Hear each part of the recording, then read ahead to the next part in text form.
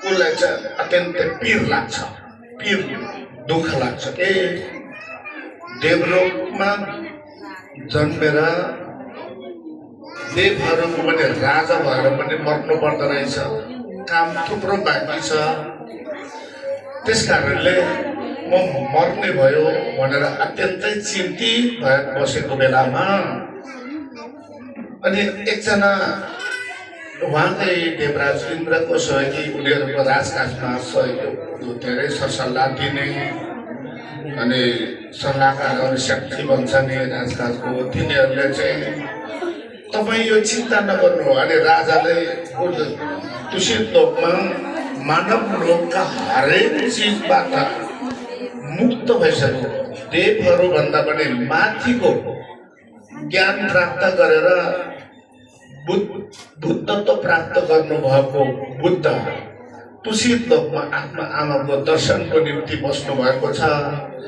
उपाय छ भने उहाँसँग छ भनेर उहाँले त्यो पत्ता लाग्छ। अनि त्यो पत्ता लगाइसकेपछि उसलाई भगवान बुद्धसँग भेट्न जाउँ भनेर देवहरूको एउटा टिम मिलेर अनि लावङ जी भन्छ नि राजा देवराज इन्द्र लगायत उसका टिमहरू, राजाको टिमहरू सबैजना चाहिँ मिलेर अनि भगवान बुद्धलाई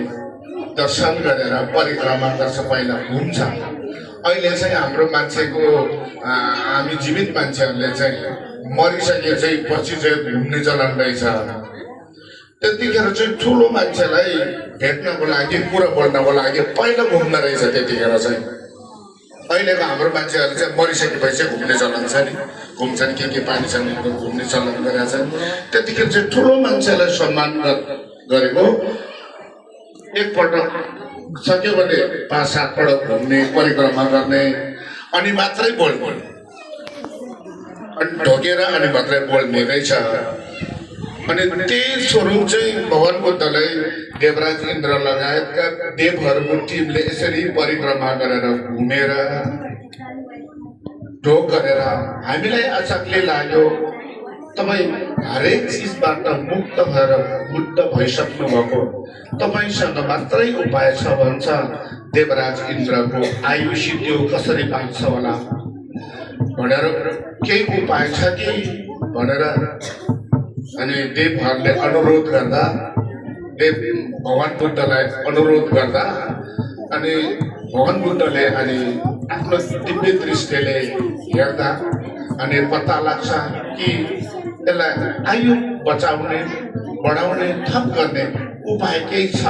भनेर उसले हेर्दा छ भन्ने बुझ्छ। अनि उपाय छ भने त्यस्तो उपाय छ कि अलि दुःख छ, अलि बुझ्नेले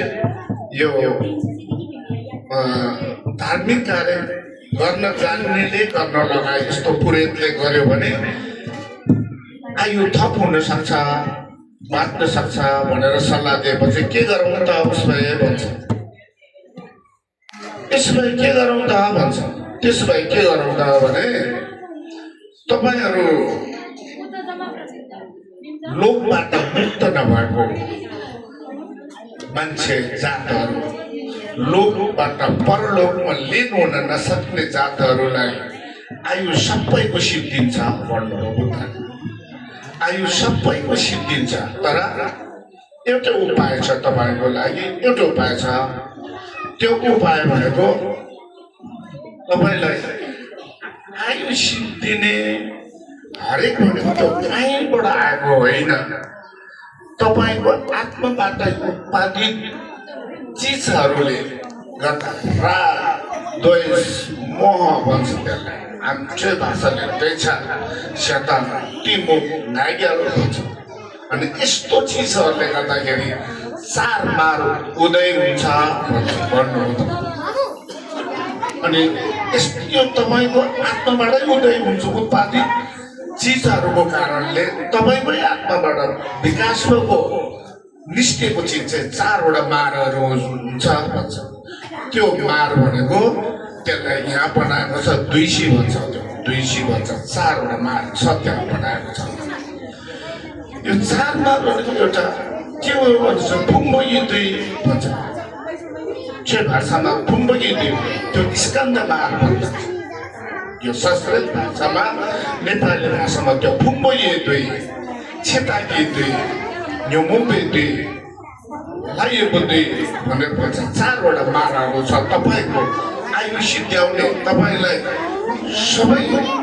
कामहरूबाट अन्त्य गराउने काम गरेको यो चारवटा चिज हो यी चारवटा चिजलाई पन्छाउन सक्यो भने तपाईँको आयु थप हुन्छ भनेर भन्छ चारवटा मार भनेको के हो भन्नुभएपछि त्यो पहिला चाहिँ स्कन्द मार भन्छ कि स्कन्द मार भनेको भाषा तपाईँहरूले बुझ्नु भएको छ हामीले मार भनेको पहिले त बिगार्ने छेप्ने पिर्नेहरूलाई मार भनेको के हो भनेको हरेक चिजलाई बाधा व्यवधान पुर्याउनेलाई मार भनेको लोकको हितभन्दा बाहेक कामहरू गरेर बिगार्नेलाई मार भनेको मार त्यसलाई नै दुई भन्यो छे भाषामा चाहिँ छे भाषामा दुई भन्यो त्यो दुई चाहिँ के छ भन्दा चारवटा छ भन्छ हो त्यो एउटा स्कन्दमार एउटा मृत्युमार एउटा क्लेशमार एउटा देवपुत्रमार भन्छ त्यसलाई छे भाषामा के भन्छ त्यसलाई चाहिँ हामीले फुम्बोई दुई छिताकी दुई न्युमोबे दुई लाइबो दुई भन्छ दुईसी भन्छ यो चारवटा कारणले तपाईँको आयु सिद्धिएको हो यो चारवटा चिजलाई पन्छाउन सक्यो भने तपाईँको आयु थप हुन सक्छ भनेर भगवान बुद्धले राजा देवराज इन्द्रलाई आश्वासन दिन्छ आश्वासन दिइसकेपछि त्यसो भए मेरो आयु सिद्धि हुन्छ मेरो आयु लम्बिन्छ म बाँच्छ भने म गर्छु जे पनि गर्न तयार छ म जे पनि गर्न तयार छु भनेर राजाले भनेपछि उसो भए 400 खाले पूजा गर्नु भनेर भन्छ तपाईँको शरीरको सट्टा तपाईँकै शरीरको सट्टा शरीर बनाछ तपाईँको शरीरको सट्टा उसकै शरीरको सट्टा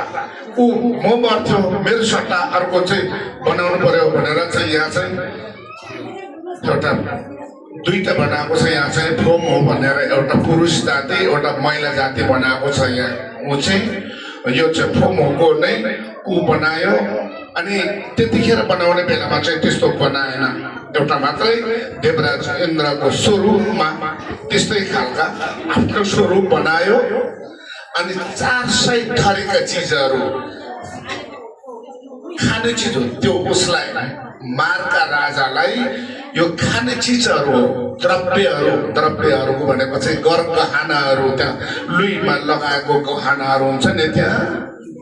अनि खाने चिजहरू पनि राख्नुपर्छ सबै चिज अनि सुन चाँदी हिरा मोती अन्नमा चाहिँ सबै अन्नपात सबै ल्याएको छ यहाँ त्यहाँ अहिले चढाउनुपर्छ अनि गरेर चढाउन पर्छ अनि त्यसको सट्टा चाहिँ 4वटा मारलाई उसलाई आएको 4वटा मार भन्छ भने स्कन्दमार पहिला आफ्नो चाहिँ मनले चाहिँदो नचाहिँदो सोचेको चाहिँदो नचाहिँदो गरिएको बापत चाहिँ मृत्यु अवस्थामा पुग्दा यो 4वटा मारले हामीलाई बिर्दरहेछ समय बित्दै जाँदा अनि त्यसो भएर चाहिँ उसमा तपाईँले 400 किसिमको चिजहरू हुनुहुन्छ तपाईँ यो चाहिँ स्याल्छ भन्छ नि स्याल्छ ग्यासा भन्छ 100 साछा भन्छ साछा भनेको चाहिँ माटोको छोटेन स्तूप छ 100 माटोको छोटेनहरू छ 100 छ त्यहाँ स्तूप 100 अनि नर्लुर भनेको चाहिँ आफ्नो शरीर जस्तै मेरो शरीरको सट्टा भनेर एकजना मात्रै मर्थ्यो आयु भनेको तपाईँले 100 एउटा फोदुङ भन्नुहोस् एउटा पुरुषको अनुहार एउटा मधुङ भनेको महिलाको आइमाईको अनुहार गरेको दुईटा छ त्यो रातो लगाएको तोरमा छ नि त्यहाँ ओ त्यहाँ दुईटा जात उ छ फोटो छ पापड हालेको अनि त्यो एउटाको ठाउँमा 100 मान्छे पायो उसलाई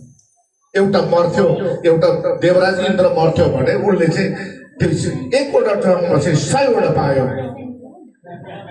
अनि यतातिर तर्माहरू 100 थरीका अनि स्याल्से 100 थरीका गरेर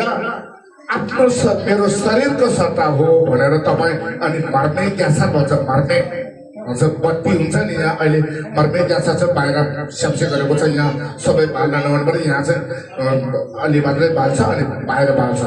मर्ने ग्यासा भनेको 100 बत्ती यो तोर्मा ग्यासा भनेको चाहिँ तोर्मा स्याल्से 100